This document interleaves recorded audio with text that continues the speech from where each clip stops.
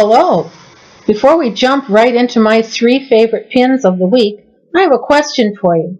Does Pinterest put any limits on how many pins you may have, how many boards you may make, or how many people you can follow? Are you getting close to the limits? Think about it, and I'll have the answer in a sec.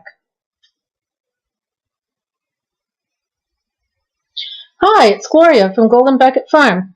I'm the Jersey Lady 1 here on YouTube and Jersey Lady 1 on Pinterest.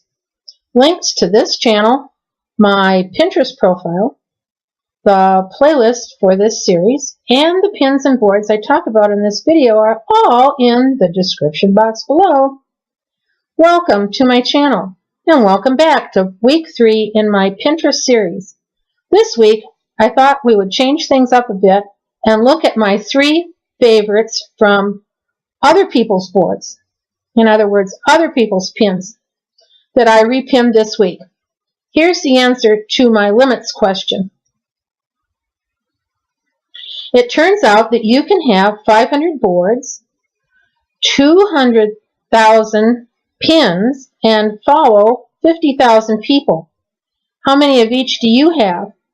I have 68 boards, 29,219 pins, and I don't know how many people I follow. It used to tell, but since I changed to a business account, I don't see that number anymore. Wonder why.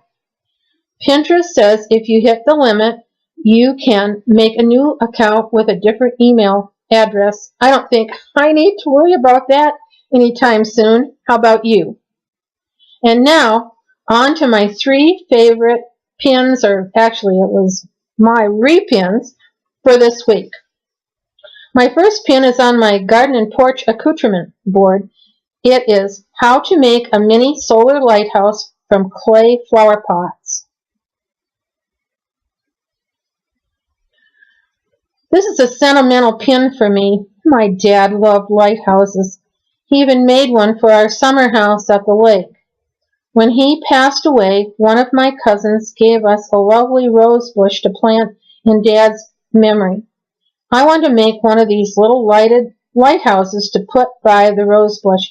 I think Dad would approve, don't you? This pin gives all the instructions you need. These can be used inside or out. Actually, there are quite a few pins that are variations on this theme. Here are several. You can use a solar light from a set you already have, or just pick up one, a single one, from the dollar store.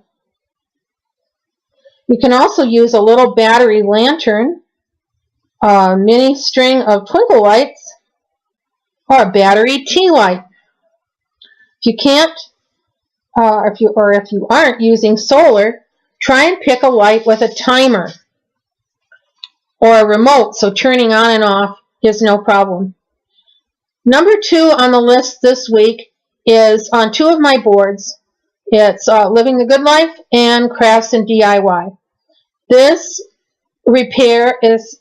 pin actually is how to repair damaged veneer. This pin has good directions and pictures on how to fix old furniture with veneered finish that's seen better days. To be clear, we're not talking about museum stuff here. This is for those garage sale flea market finds that you love but don't buy because they look too far gone. The pinner also warns that while some finishing products say they will take stain well, that can be an iffy proposition. Unless your repair is pretty small, the best finishes for your restored pieces are to use paint or that antiquing technique with a base coat and a glaze. Here's how the bed looks after finishing. Don't you think it looks nice? So nice and smooth. And the dresser too. Love them both. Using this, you can learn from what you learned from this pin. You can turn furniture trash into treasures to keep or sell. You will find my last favorite on my genealogy board. This board is devoted to both making your family tree as well as preserving and displaying family mementos. Isn't this the most gorgeous pin? The pinner tells about how she found this lovely piece in tattered conditions and set about putting it to rights. The idea is to keep your keepsakes out of storage, get them out on display for everyone to enjoy. Here we have a bridal veil, headpiece, the boutonniere, and a wedding portrait in a frame. I actually have 2 such heirlooms from my great-grandmother and my great-aunt. I want to do the same with my veil. Here we have another example, so simple, just the picture and her veil, simple and yet elegant. This is a shadow box with a veil, a garter, and the wedding service program. You could also put in one of your invitations instead, as we see in this one.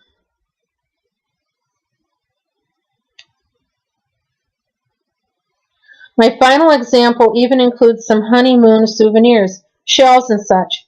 I found quite a few of these wedding shadow boxes on Pinterest, each unique and lovely in its own way. If you have your own wedding keepsakes or those of departed relatives stored away unseen and underappreciated, here's hoping that this pin will motivate you to get them out, framed up, and placed where they can bring happy memories to you and your loved ones. A thing of beauty is a joy forever. And a shout out to VL, who sent in this picture of what she made for her folks' 50th anniversary. Brilliant.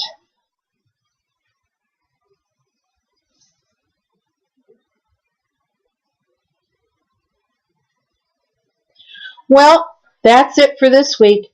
How to make a solar lighthouse from clay pots, how to transform cracked, chipped, and or peeling veneered furniture turn them into lovely pieces for your home or to sell, and inspiration for making wedding keepsake shadow boxes. I hope at least one of these projects will make it onto your to-do or honey-do list soon. Thanks so much for watching. I hope you will subscribe, and if you click the bell, you will be notified about my next video coming along. For those of you who are new to my channel, I do a variety of things, not just Pinterest videos. And don't forget that after the credits, there'll be a little Pinterest humor. Okay, this is our Pinterest smile of the week. Pinterest equals quicksand. Why? Because just when you think you are getting out, it sucks you back in. All right, friends. Take care. Ta-ta for now. And as always, happy pinning.